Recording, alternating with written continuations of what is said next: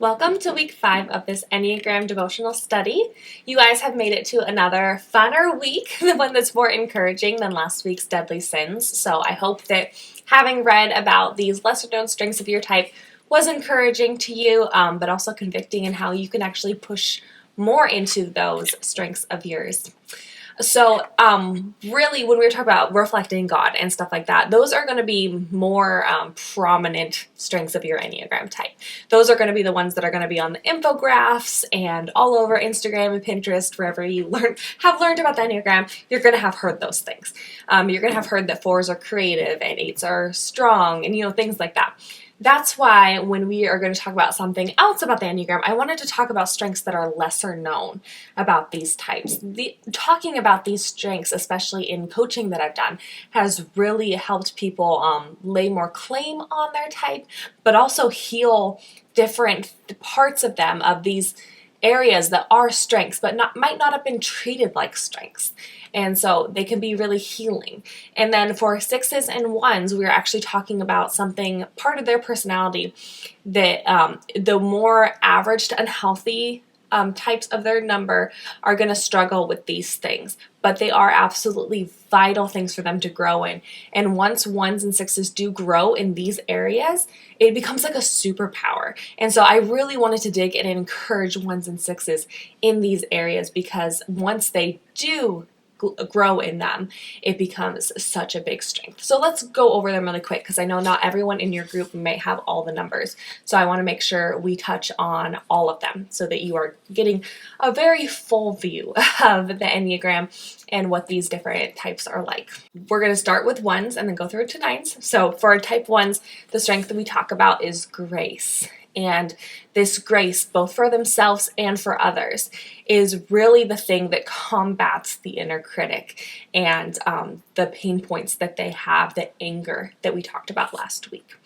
And so this is one where they have to grow in grace. It's not going to be autopilot. It's not going to be something they naturally default to. But because 1s have to grow so much in this area, once they feel that grace, it's so powerful for them to give it to themselves and to others. It's really cool.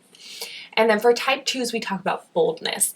And for type 2s, especially because there's so much mistyping around type 2s, 9s and 6s, and like basically any type could mistype as a type 2, because the type 2 woman is that stereotypical Christian woman, the helpful, generous hostess, that kind of stuff.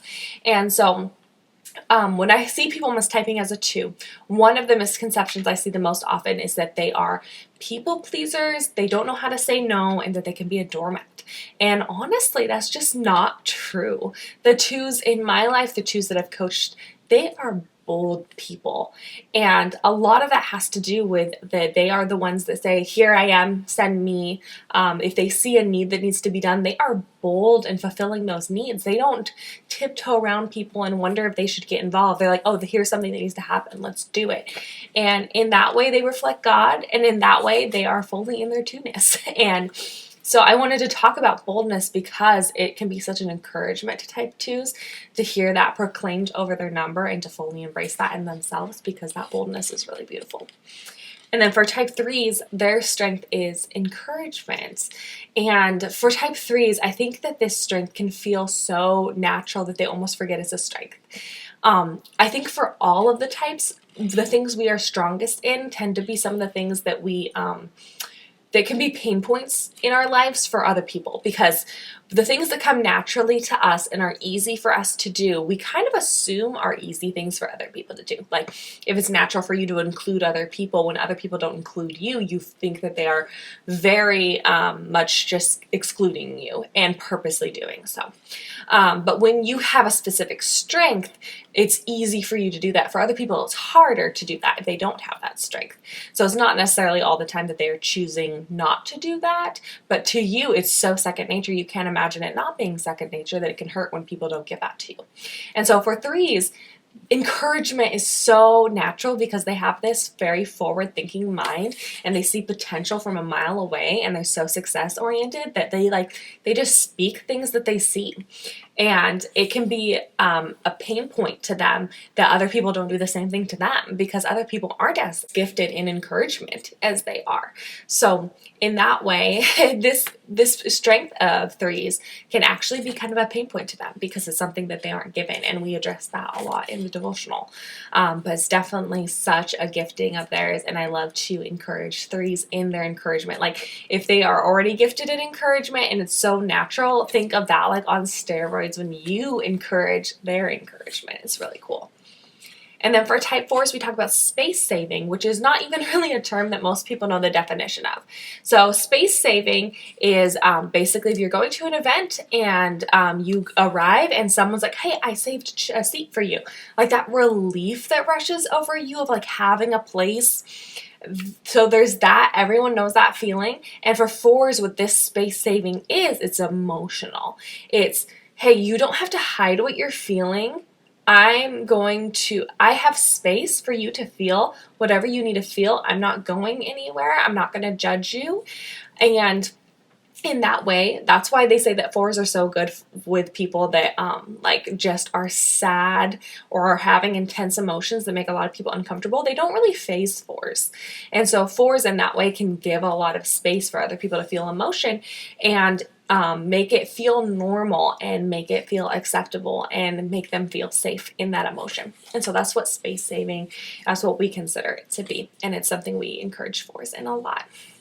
And then for type 5s, this lesser known strength they have is objectivity. And even though objectivity is a thread that kind of goes throughout all the strengths that 5s have, it's such a lesser called out strength, I believe, because 5's ability to like leave the situation emotionally and kind of take a bird's eye view is something that is so unique to them and so helpful that they can actually look at situations objectively for the most part, pretty much all the time, kind of by default. And that's really cool. And it's really helpful to the people around them. And it really is something that enables a lot of wise choices to be made in their life. And it's why in a lot of Enneagram books that I've read, they've talked about 5s being such good advice givers. And I think that that's part of it because they can be objective. They don't have to put their personal thoughts and feelings into the advice that they're giving because they're so objective.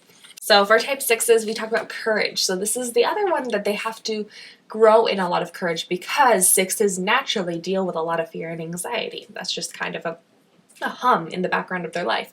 But because of that, everyday choices, everyday things that they do are things that they have to step out in courage to do. So whereas other people might seem courageous, but their courageous muscle is actually pretty small, 6's courage muscle has to be really big because of what they are pushing against just to live everyday life.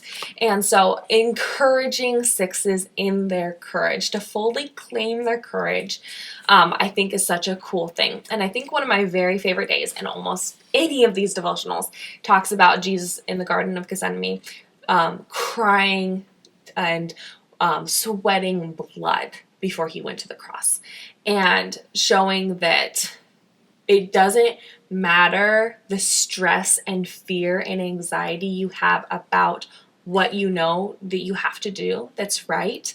That doesn't discount the bravery and the courage of the action.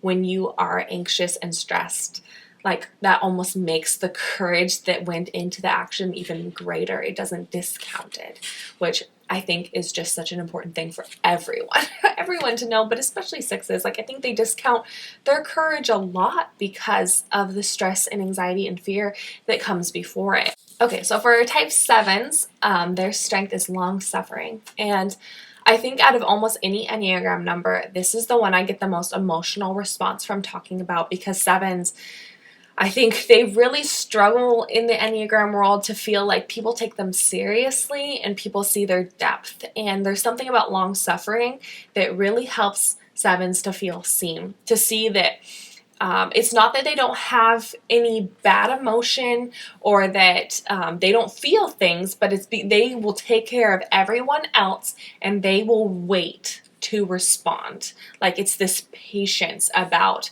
their own processing and their own feeling in situations. Like they're going to take care of everyone else first.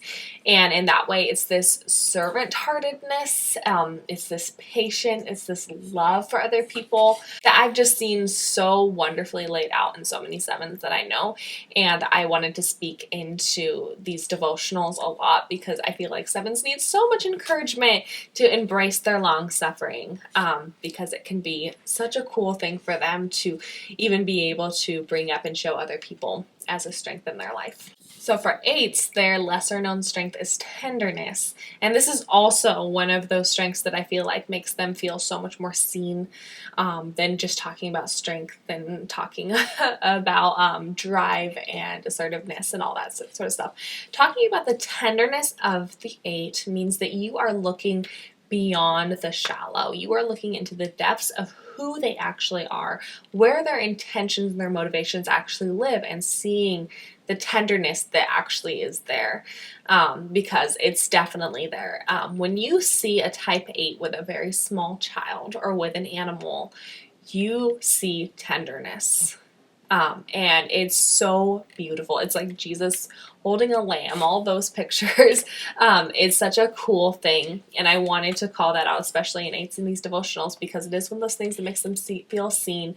And it's something that I want. Personally, I want a lot of people to know about eights because I think it's something that can be very sadly overlooked about them. Okay, and for type 9s, the lesser known strength that I wanted to encourage in them is their gut. Their gut feelings. They are part of the gut triad, but I feel like their gut has been discounted, both by themselves and by other people. That gut instinct that they have, it's such a quick instinctual reaction to information. And I feel like 9s will suppress it sometimes in order to go along, to get along, or to check what someone else's instinct was first. And so encouraging in 9s that like, no, just take a second and listen to that, because your gut instinct is powerful and it's often very right and it's telling you something.